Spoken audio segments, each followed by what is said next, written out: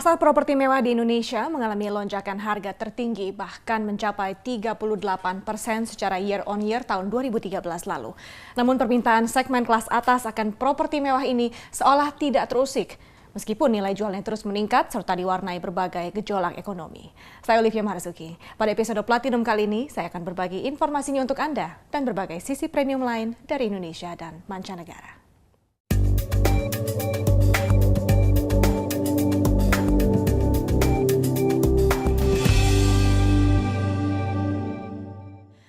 Kompetisi di bisnis perhotelan kini tak hanya sekedar menawarkan kamar dan layanan yang menarik. Kini untuk menarik pelanggan, teknologi juga menjadi bagian penting dalam menggerakkan bisnis ini. Sebuah hotel umumnya menjual kemewahan, keunikan, atau mungkin juga pemandangan sekitar yang menawan. Namun ada satu hal yang telah banyak mengubah wajah industri yang bernilai 412 miliar dolar Amerika atau sekitar 4.815 triliun rupiah ini, yakni teknologi. Kekosongan kamar kerap menjadi masalah utama dalam bisnis perhotelan. Karenanya, selain menawarkan diskon kamar, kini hotel juga menggunakan media sosial untuk menarik minat para pelanggan. Salah satunya adalah yang dilakukan oleh Commune, grup hotel butik kelas atas yang banyak menggunakan media sosial sebagai wahana promosi. 81 channels, so there's 5 social media managers throughout the company, and they are assigned per brand, and they manage the flow of traffic. Jika dulu hotel lebih disukai karena nama besar yang dimilikinya, kini teknologi pemesanan kamar melalui internet menjadikan bisnis hotel butik melonjak. Terlebih, media seperti ini memberi peluang semua orang untuk mengetahui komentar pelanggan lain tentang pengalaman menginap di hotel tertentu. Dengan ini, pelanggan bisa mendapatkan referensi tentang hotel dengan layanan terbaik. Peluang bisnis perhotelan juga dimanfaatkan oleh seorang koki asal Jepang, Nobu Matsuhisa. Keahliannya memasak sukses mengantarkan dirinya menjadi seorang pengusaha hotel. Dan berangkat dari kolaborasinya dengan aktor Hollywood Robert De Niro untuk mendirikan sebuah restoran, Nobu Matsuhisa kini telah berhasil memiliki sejumlah hotel dan 32 restoran mewah. Sushi adalah hidangan tradisional Jepang dengan daya tarik internasional. Di dunia barat, daya tarik itu berhubungan dengan Nobu Matsuhisa. Dia membuat hidangan kelas atas Jepang menjadi hidangan ternama dengan menggabungkan ikan mentah dengan cita rasa Amerika. Berawal dari seorang koki lalu menjadi pengusaha, Nobu membuka restorannya sendiri di New York 20 tahun lalu yang didukung oleh rekan bisnis dari kalangan selebritis terkenal. When was the moment you said, you looked at Robert De Niro and you went, I trust him? So Robert De Niro came to my restaurant. Then he asked me to come to open in the New York together with the partnerships. So first time he offered to me, I said, no, thank you, I cannot do it. Then after 4 years, he asked me again. So means, wow, it's of course he's a big star. Now I can trust him because partnership is like the trust each others. He understands my philosophies. Filosofi tersebut berbuah keberhasilan internasional dengan 32 restoran di 28 kota. Namun tidak semua hal berjalan mudah. One times I got opened my restaurant in Alaska, so fire came out, burned down. A lot of people supported me, including my family. Maybe I didn't give up. Also, always I like to try my best. Setelah melalui beberapa kesulitan, Nobu Matsuhisa bukan hanya menjadi seorang pembuat sushi selebriti, namun menjadi pemilik hotel di Las Vegas. So De Niro asked me to Nobu, it's why we do the restaurant in somebody's hotel? Why we not do the Nobu hotel? So idea come from him. Apa yang ada di Vegas tidak sepenuhnya harus selalu di sana. So second one, it's coming this year in the Philippines and Saudi Arabia. So end of the year is going to be the Miami, the Nobu Hotel. Bagi Nobu, keahliannya telah mengubah ikan mentah menjadi sebuah kesuksesan besar. Hotel Burj Khalifa di Uni Emirat Arab tak hanya terkenal dengan kemewahannya, tapi juga dinobatkan menjadi gedung tertinggi di dunia. Dan perlahan tapi pasti, benua Asia pun menjadi rumah bagi gedung-gedung tertinggi di dunia. Berikut ini 5 gedung tertinggi dunia.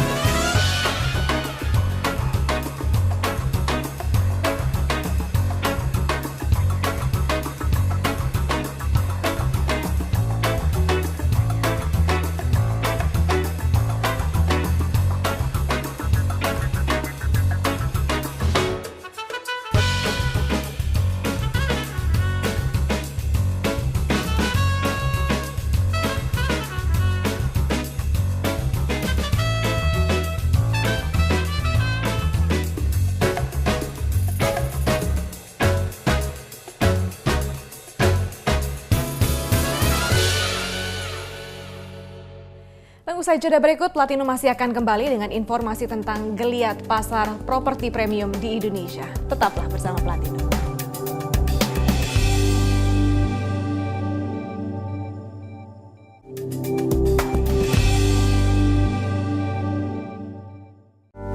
Jakarta tak pernah kehabisan proyek properti baru.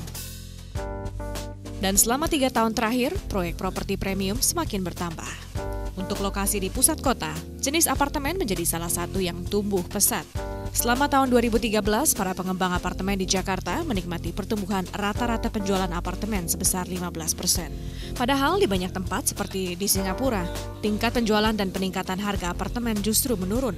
Inilah yang membuat banyak pengembang terus percaya diri menawarkan produk properti baru di pasaran, termasuk untuk produk apartemen mewah dengan harga puluhan miliar rupiah. Saat ini, harga apartemen rata-rata di Jakarta sudah lebih tinggi dibandingkan harga landed house.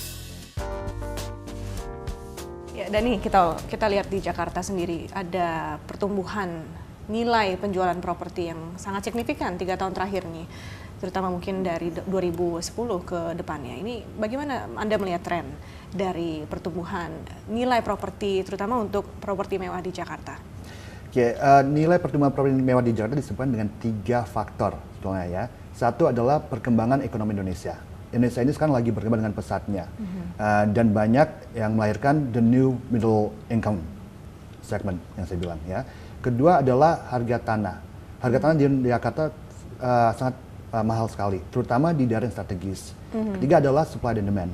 Sekarang itu lebih banyak demand dibanding supply-nya. Jadi itu yang membuat orang-orang pengen tinggal di apartemen, yang mendorong angka pertumbuhannya properti di Indonesia. Ya, tadi Dani bilang time is money ya. Yeah. Nah, tapi apartment is also cost a lot of money. Dibandingkan dengan hunian yang landed housing, ini nilai dari properti berupa apartemen jauh lebih mahal dibandingkan rumah tapak. Yang mungkin per square meternya bisa kita lihat setiap tahun mengalami kenaikan, bahkan sampai 38% untuk hunian yang mewah luxury apartments tahun lalu. Ini bagaimana Anda melihat ke depannya, apakah bisa lebih naik lagi peningkatan harga properti? Akan bisa naik lagi karena tadi saya bilang demand-nya lebih banyak. Tapi agak unik ya, bilang barusan ini. Rumah lebih murah, lebih menguntungkan kan.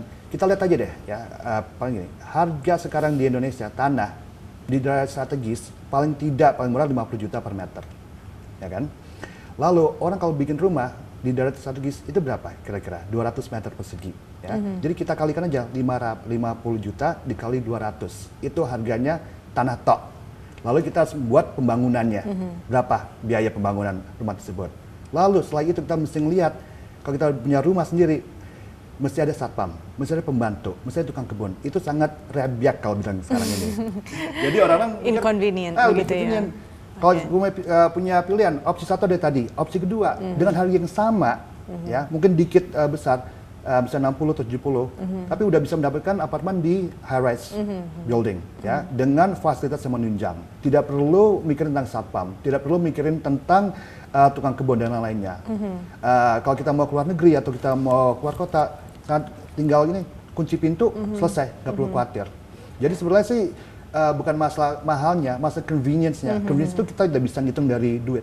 Kalau Dani lihat di Jakarta sendiri ini mungkin tren dari pertumbuhan properti mewah, ini bisa dibandingkan mungkin dengan kota-kota lain di Asia atau bahkan di dunia berdasarkan pengalaman Dani?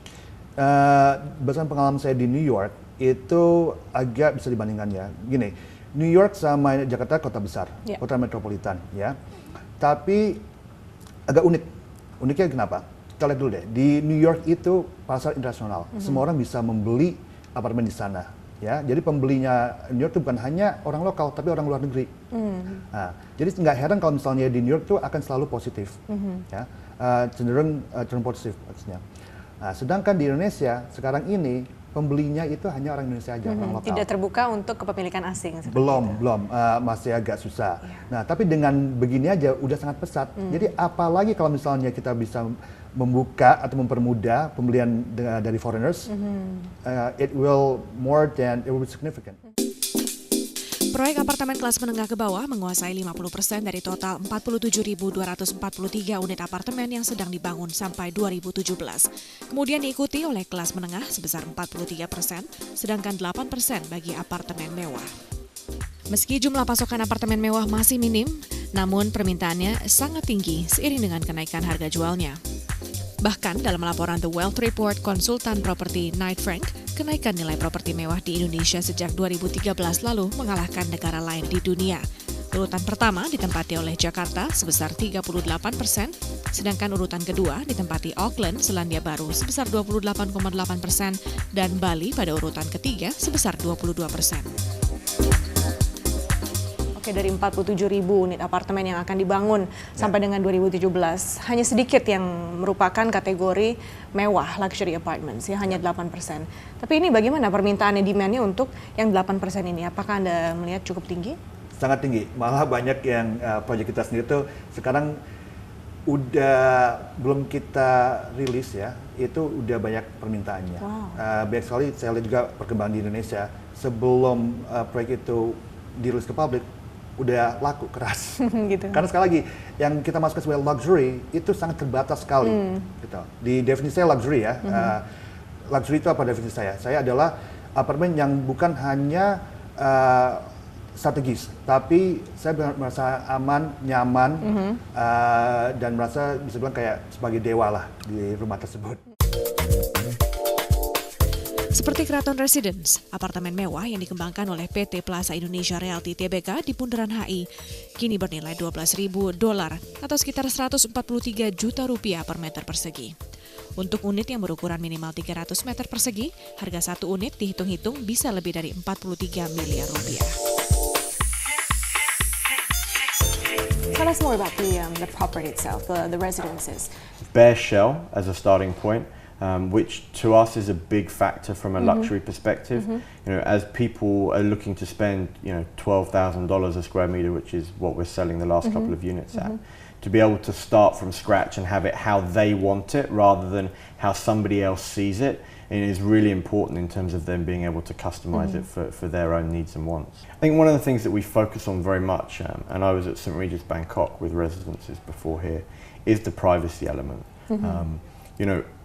To our owners of residences, that's really a priority. Yes, they want the services and the experience that they have in a luxury hotel, but they value their privacy. And I think we're very, very good at guarding that. It's not something that you're going to hear being spoken about. And I often get asked questions as who lives here and what happens and what goes on, the same as I did in Bangkok. And every single time the answer is the same. It's not something that we're going to talk about. Some people find that strange, but to us, that's the service that we provide them. We're not gonna be open about what we do here because that's not what our owners want. So land value, availability of space, that's definitely big factors. Right. But what about the service? Any value-added service that you're increasing? Sure, and our owners here have the ability to have access to all of the services of a luxury hotel.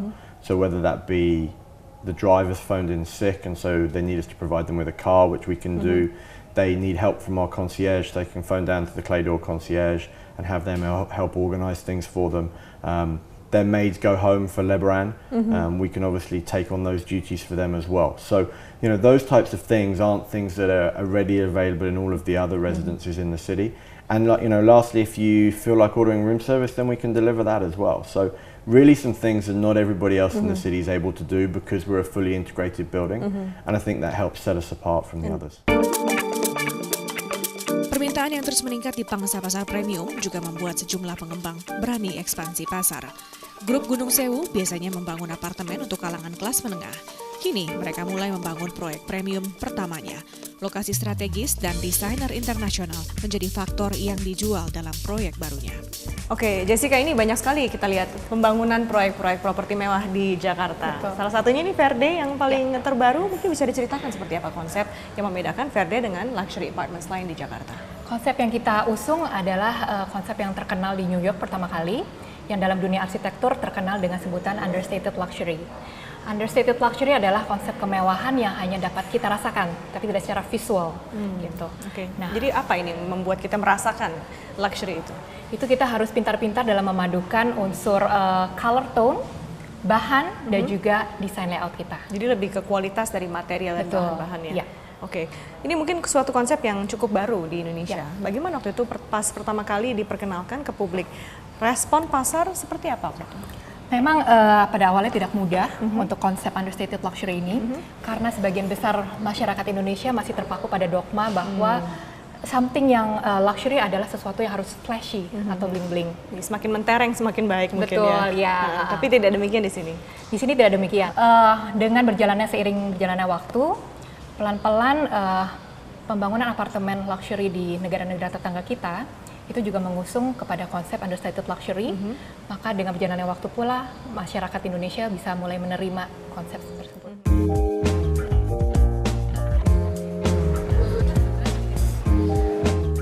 Ya, jadi tadi yang ditawarkan ada 2 bedroom, ada 3 bedroom unit, ada special unit juga ya. Betul. Mana yang paling banyak dicari?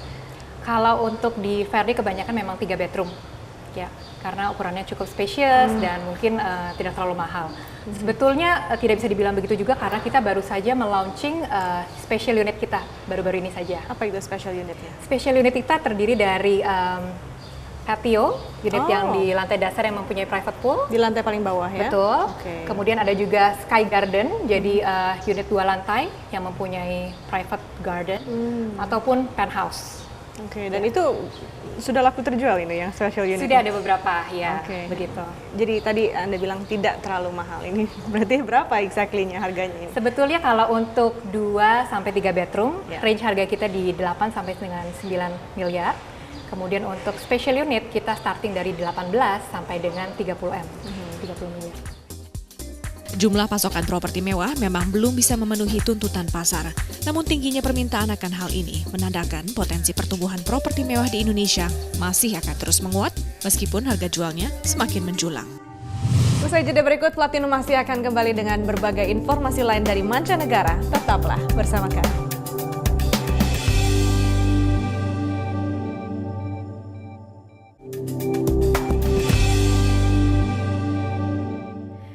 Anda kembali bersama Platinum. Dari sektor properti di Indonesia, kini kita beralih ke Amerika Serikat. Meski sempat dilanda gelembung properti, pasar properti wilayah pantai Manhattan, California, ternyata tidak merasakan hal yang serupa. Tak hanya berada di pinggir pantai, pemukiman mewah ini juga laku terjual karena pengaruh gaya hidup mewah di wilayah Beverly Hills. Someone wants to come in Manhattan Beach, I tell them that they need to be patient. The real estate market in Manhattan Beach is absolutely on fire, but there is no inventory. I've been a developer in Manhattan Beach for 19 years. In the past, in the hottest markets that I've ever seen, we would have roughly 240 homes available. Currently, we're running at roughly 40 homes on the market. We're very, very scarce. There's a property that just came on the market last week for $1,450,000 as a teardown. It's only 1,300 square foot lot. It now has 34 offers on it. Manhattan Beach has 4 distinct areas. Right along the beach is an area called the Strand, and that's the oceanfront properties. And those properties are through the roof right now in terms of values. This property right here just sold for $16 million. That equates to about $4,000 a square foot just for the land value alone. This property is obviously a teardown. In Manhattan Beach, we have some of the biggest hedge fund managers, a lot of ex-Facebook people. Vince Vaughn recently bought a house. Jimmy Kimmel has a house in town as well. Virtually the entire Los Angeles Kings hockey team. They prefer to live here because of the lifestyle versus Beverly Hills, where it's very flashy and fancy. Here in town, it's more about family. It's just got a real sense of community.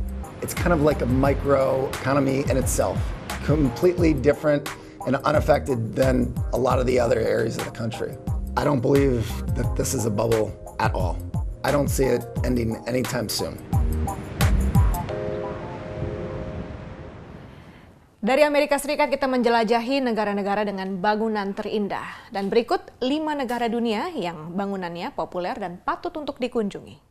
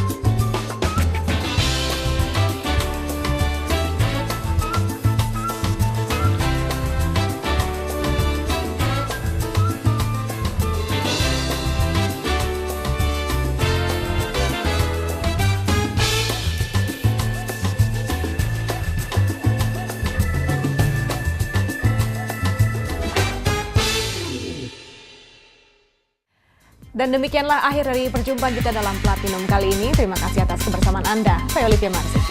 Sampai jumpa.